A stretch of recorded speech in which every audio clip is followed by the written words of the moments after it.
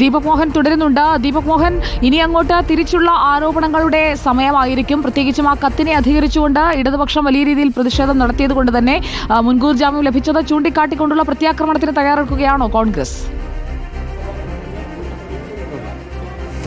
തീർച്ചയായും സുജയ, നിലവിലിപ്പോൾ 3 പേർക്കും ആശ്വാസമായിരിക്കുന്നു. I C Balakrishnan M L എക്ക് മുൻകൂർ ജാമ്യം ലഭിച്ചിട്ടുണ്ട്. അതോടൊപ്പം ഇപ്പോൾ അദ്ദേഹത്തിൻ്റെ അഭിഭാഷകൻ പറഞ്ഞതനുസരിച്ച് ഇത് രാഷ്ട്രീയ പ്രേരിതമായിട്ടുള്ള ഒരു ഇടപെടലാണ്.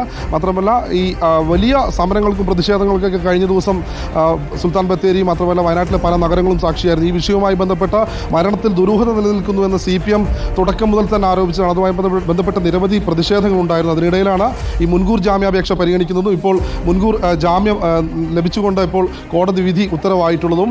ഏതായാലും കേസ് ഇനി ക്രൈംബ്രാഞ്ച് ഏറ്റെടുത്തിരിക്കുകയാണ്. അതുമായി ബന്ധപ്പെട്ട് ഇനി പുതിയ അന്വേഷണ സംഘം ഏതായാലും ഈ അന്വേഷണവുമായി ബന്ധപ്പെട്ട് പുതിയ അന്വേഷണ സംഘം ചുമതല ഏറ്റെടുക്കും.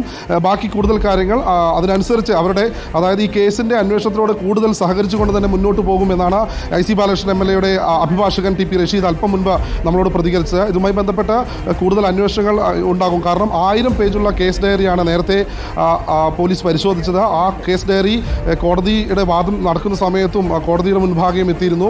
2 ദിവസം നീണ്ടുനിന്ന വാദത്തിൽ ഈ 3 പ്രതികളെയും ഈ കുറ്റാരോപിതരായ 3 ആളുകളെയും ഇപ്പോൾ എവിടെയുണ്ട്? ദീപക്, എന്തെങ്കിലും ഊഹമുണ്ടോ? വയനാട്ടിൽ എവിടെയെങ്കിലും ഉണ്ടോ? അദ്ദേഹത്തെ നമ്മൾ ടെലിഫോണിൽ ബന്ധപ്പെടാൻ നോക്കി, പക്ഷേ ഇപ്പോഴും മൊബൈൽ ഫോൺ സ്വിച്ച് ഓഫ് ആണ്. മുൻകൂർ ജാമ്യം ലഭിച്ച സ്ഥിതിക്ക് അദ്ദേഹത്തിന്റെ പ്രതികരണം എന്താണ് എന്നത് അറിയണമല്ലോ.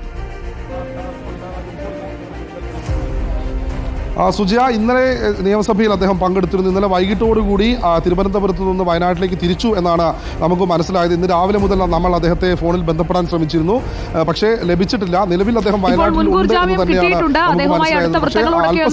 സംസാരിക്കൂ ദീപക്, ഒപ്പം അദ്ദേഹത്തിന്റെ പ്രതികരണവും ആദ്യം ലഭ്യമാക്കൂ. ഇപ്പോൾ എന്തായാലും കോൺഗ്രസിന് ഒപ്പം ഐ സി ബാലകൃഷ്ണൻ MLA ക്ക് ആശ്വാസമായ വാർത്ത തന്നെയാണ്. മുൻകൂർ ജാമ്യം ലഭിച്ചിരിക്കുന്നു. അപ്പോൾ ആ സന്തോഷം